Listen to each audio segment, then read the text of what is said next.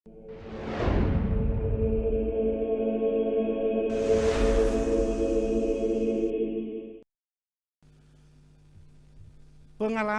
yang terjadi di mana-mana dan lebih khusus di seantero NKRI ini,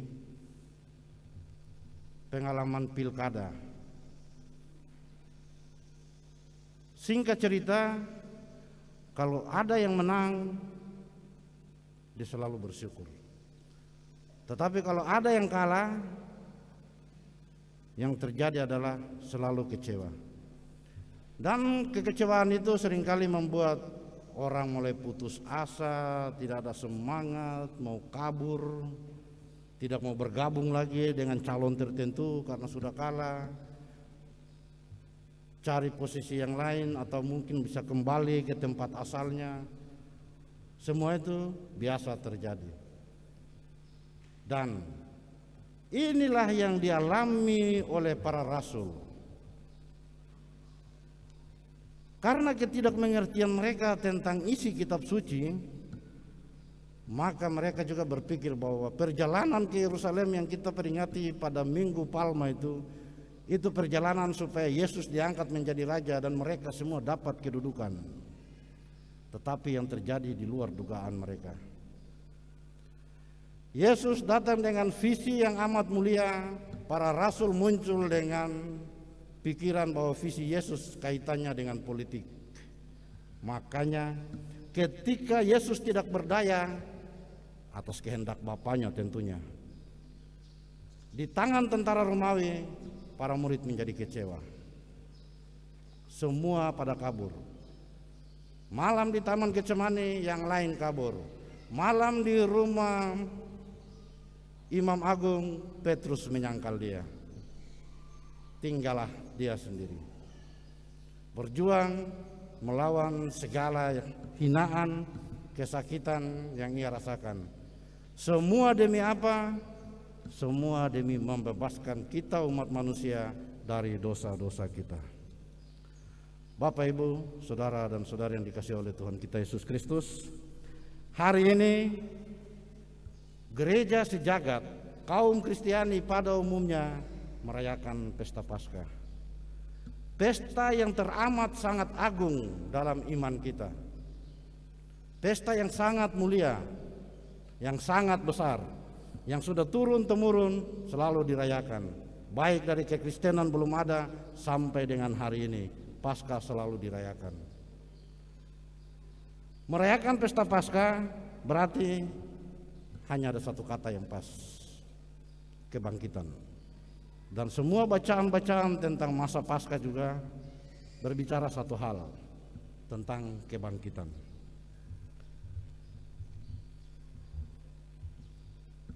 Pertanyaannya, apa yang terjadi dengan para murid? Seharusnya mereka sudah tahu siapa Yesus sebenarnya. Jadi ketika menghadapi masalah seperti ini, mereka langsung mengerti. Tetapi sayangnya pasti atau bisa jadi ada sesuatu yang bisa mengganjal hati mereka, pikiran mereka. Dan kemungkinan besar pikiran mereka adalah Yesus politik. Maka dari itu mereka kecewa. Sehingga tugas yang seharusnya menjadi tugas mereka para rasul, yaitu tentang pewartaan. Mereka lah yang harus duluan, lebih dulu mengatakan bahwa kubur sudah kosong, Yesus sudah tidak ada. Itu seharusnya tugas mereka. Tapi karena kepicikan mereka, ketakutan mereka terhadap tentara Romawi pada waktu itu, mereka sembunyi, tinggal dalam rumah, tidak mau keluar kemana-mana. Dan tugas itu diambil alih oleh Maria Magdalena dan teman-temannya.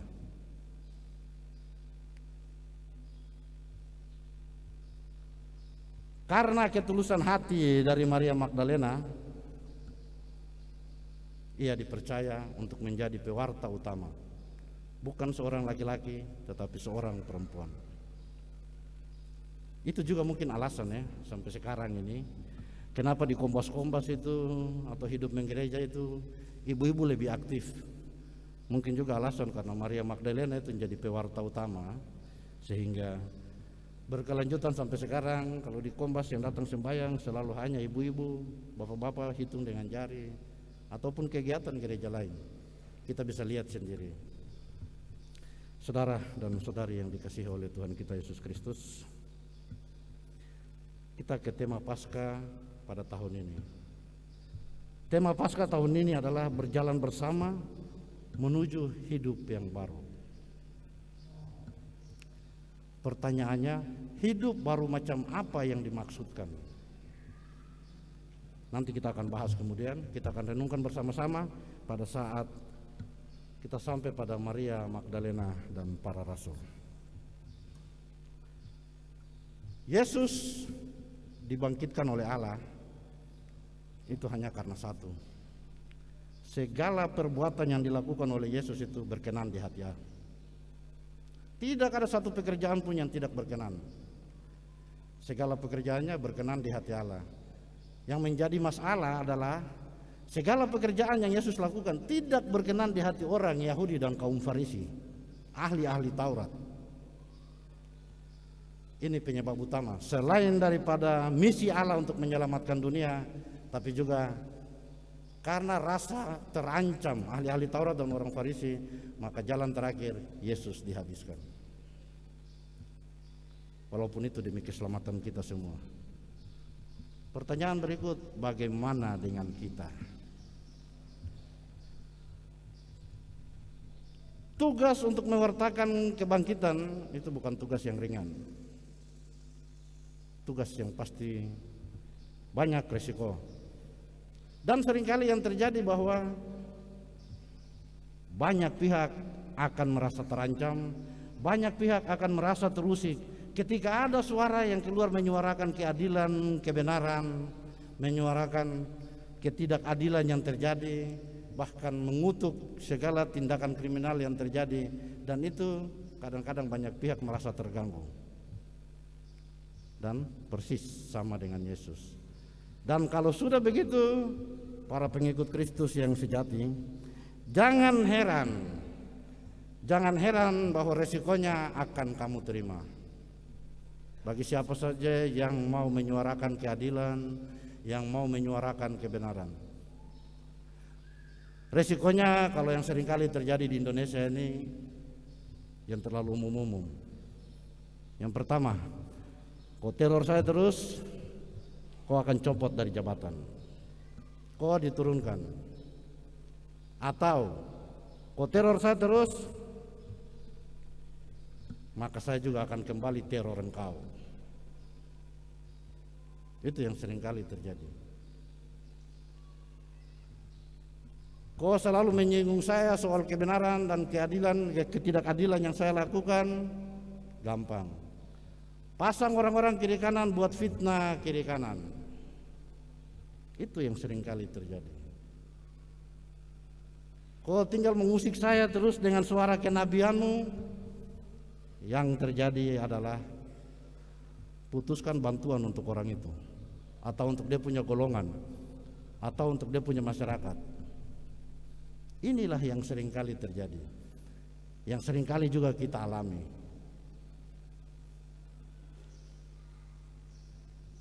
Orang-orang seperti inilah Farisi dan Yahudi zaman kini, yang walaupun merayakan Paskah setiap tahun pula mereka tetap menyalibkan Yesus. Saya berharap dalam gereja ini tidak ada yang demikian.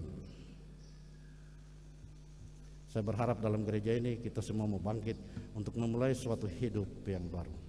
Bapak, Ibu, saudara dan saudari yang dikasihi oleh Tuhan kita Yesus Kristus. Tadi malam di Tiga Raja ini ada penerimaan hampir 100 orang baptisan dewasa. Dan juga tadi malam kita semua pembaharuan janji baptis. Dan salah satu pembaharuan janji baptis itu kalau tidak salah berbunyi, sanggupkah saudara melawan segala bentuk kejahatan, ketidakadilan dalam hidup masyarakat? Dan semua menjawab, ya, kami sanggup.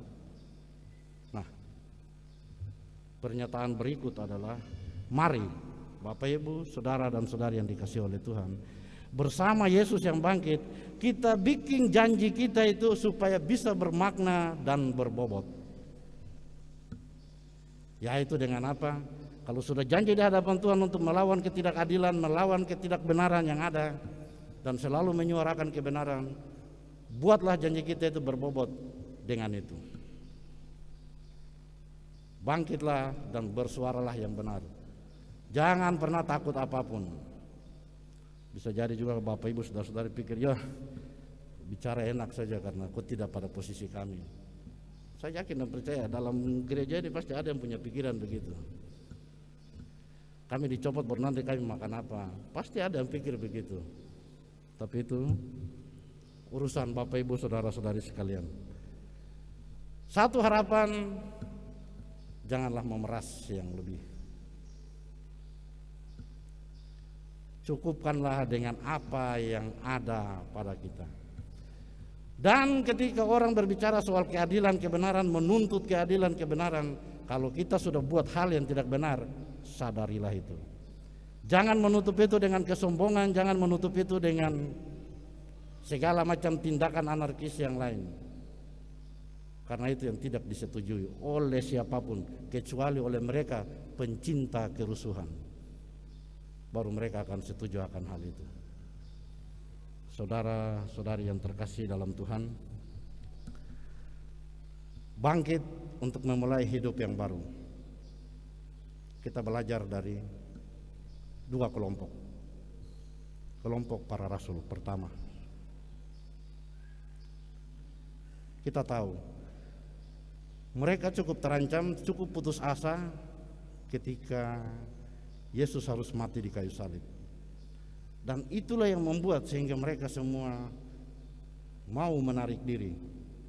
Dalam Injil Lukas sudah ada yang mau jalan pulang ke kampungnya, ke Emmaus. Yesus bertemu dengan mereka, tarik kembali. Petrus juga sudah kembali ke Galilea untuk kembali ke nelayan, tetapi Yesus menjumpai kembali mereka. Rasa manusia mereka itu, rasa ego yang ada pada diri mereka itu membuat mereka lupa bahwa siapa Yesus sebenarnya. Padahal dalam berbagai ajaran ketika mereka bersama-sama dengan Yesus 3,5 tahun, yang terjadi apa? Yesus sudah kurang lebih 3 kali mengatakan anak manusia akan diserahkan, dibunuh, dan kemudian pada hari ketiga bangkit. Tapi masih saja tidak mengerti. Mungkin kita juga sama ya. Pada waktu itu mungkin kita juga tidak akan mengerti. Ketidakmengertian itulah yang membuat para murid mau mundur diri. Tetapi ketika mereka ditangkap kembali oleh Tuhan, dan apa yang terjadi? Iman kita warisi sampai sekarang. Soal jatuh hal biasa.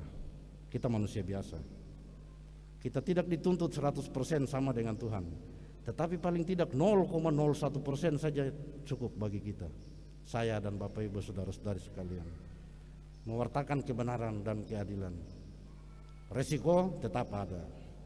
Omong kosonglah bahwa suatu suara kebenaran, suatu suara keadilan tidak ada resikonya. Tapi disinilah iman kita teruji. Siapa yang bertahan, siapa yang mundur, siapa yang kemudian menjadi penjilat dan lain-lain. Para rasul ketika diperhadapkan pada masalah teror dan lain sebagainya, bahkan sampai di penjara, ketika mereka sudah mengerti isi kitab suci, pilihan terakhir mereka adalah mati. Daripada mengkhianat, lebih baik mati. Kita juga adalah murid Kristus. Kita juga adalah para rasul zaman sekarang.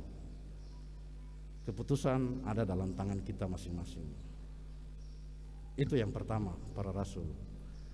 Yang kedua, kita belajar dari Maria Magdalena. Nama Maria Magdalena ini saja kita sudah punya pikiran ke masa lalunya. Siapa dia sebenarnya? Walaupun tidak semua berpikir begitu, tapi saya yakin dan percaya lebih dari 50% dalam gereja ini pasti berpikir hal yang sama. Tetapi apa yang terjadi? Atas ketulusan hatinya untuk mau berubah, dia dipercayakan Allah untuk menjadi pewarta utama, pewarta pertama, bukan utama, pewarta pertama kebangkitan Tuhan. meninggalkan semua ketakutannya dan apapun cibiran orang tentang dia ditinggalkan. Pagi-pagi dan dia mau pergi saksikan Yesus masih ada atau tidak.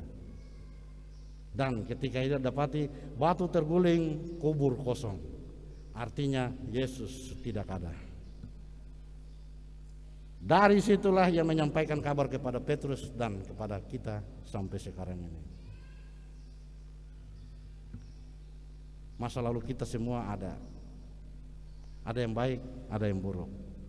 Tetapi lebih dari itu, kebangkitan, kita mau bangkit untuk berubah, itu yang jauh lebih penting dari masa lalu kita yang kelam. Tetapi jika kita tidak berubah, mungkin kita sama dengan batu yang tidak bisa bergerak apa-apa. Merayakan pesta Paskah, merayakan kebangkitan. Semua bacaan juga dalam masa Paskah berbicara tentang kebangkitan. Maka semua bacaan-bacaan yang kita renungkan bersama selama masa Paskah paling tidak membantu kita untuk bisa merubah diri kita bangkit dari keterpurukan kita, bangkit dari keseharian hidup kita yang tidak teratur, bangkit dari kebiasaan kita yang memupuk ketidakadilan, ketidakbenaran, dan kembali menyuarakan kebenaran. Belajarlah dari para rasul dan Maria Magdalena. Di sana kita akan menemukan arti kebangkitan yang sesungguhnya. Tuhan memberkati kita semua.